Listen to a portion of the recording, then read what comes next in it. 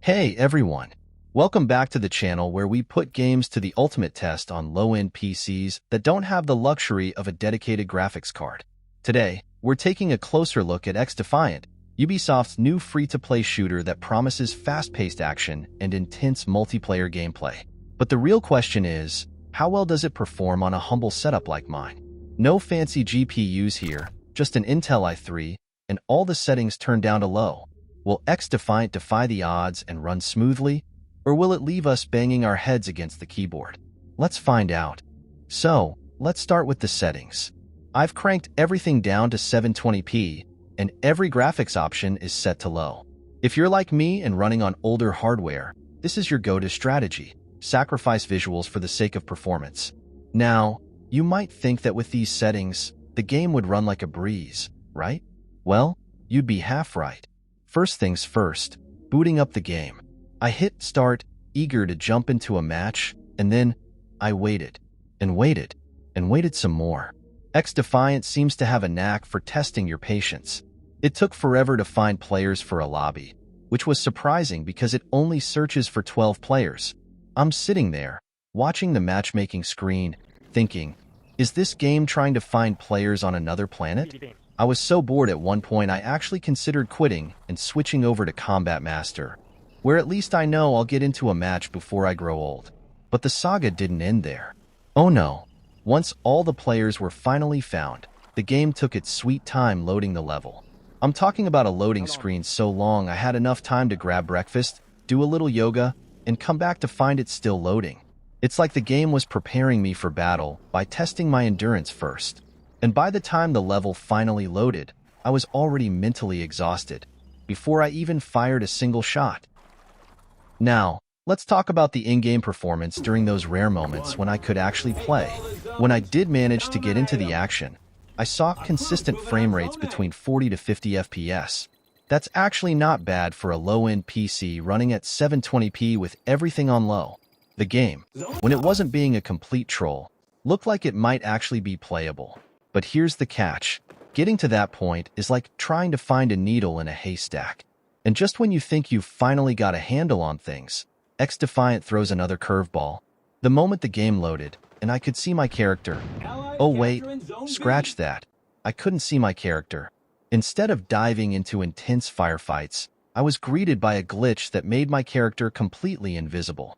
It was like XDefiant decided I should experience what it's like to play as a ghost, minus all the fun of actually haunting anyone. I couldn't move, couldn't see, and couldn't even get back to the menu screen.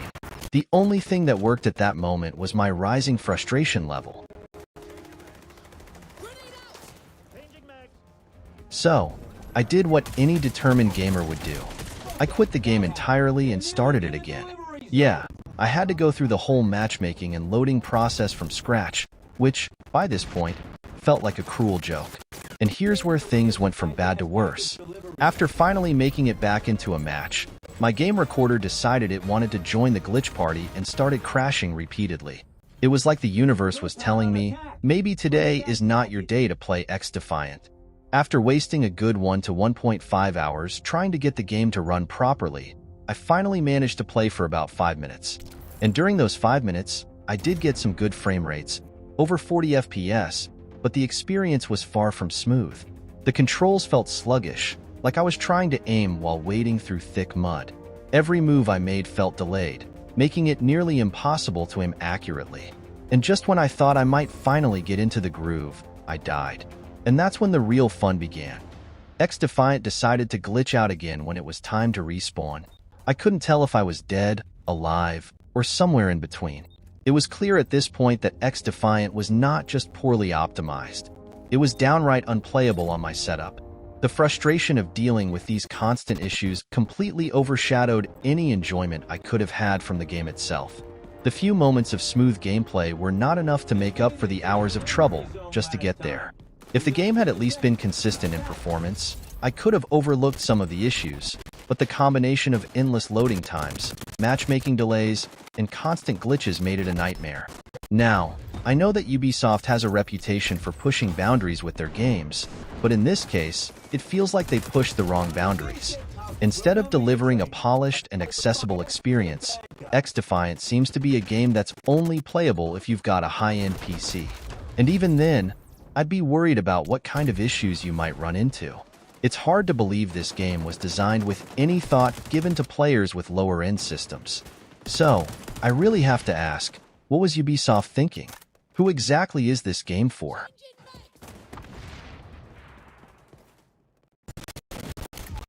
So, here's my final take. If you're gaming on a low-end PC like mine, do yourself a favor and skip XDefiant. It's not worth the time, effort, or headache. The game is so poorly optimized that even when it does manage to run, the experience is so marred by glitches and performance issues that you won't have any fun. Instead, I'd recommend checking out games like Combat Master or BattleBit Remastered. Both of these games run much better on low-end hardware and will actually let you jump into a match without making you wait an eternity. Even Fortnite or Apex Legends, despite being more demanding games, will still give you a better experience on a low-end PC than XDefiant. At the end of the day, I can't recommend XDefiant to anyone with a setup like mine. It's a free game, sure, but your time is valuable, and there are plenty of other free-to-play shooters out there that won't make you want to pull your hair out.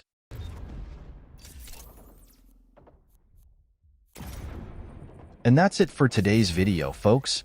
Thanks for sticking with me through this roller coaster of a review. If you enjoyed watching me struggle through XDefiant or found this review helpful, hit that like button. And if you're new here, consider subscribing to the channel for more honest game reviews on low-end PCs. Have you tried XDefiant yourself? Was your experience just as frustrating? Let me know in the comments below. I'd love to hear if anyone else had better luck. Thanks for watching, and I'll catch you in the next one. Hopefully with a game that's actually fun to play.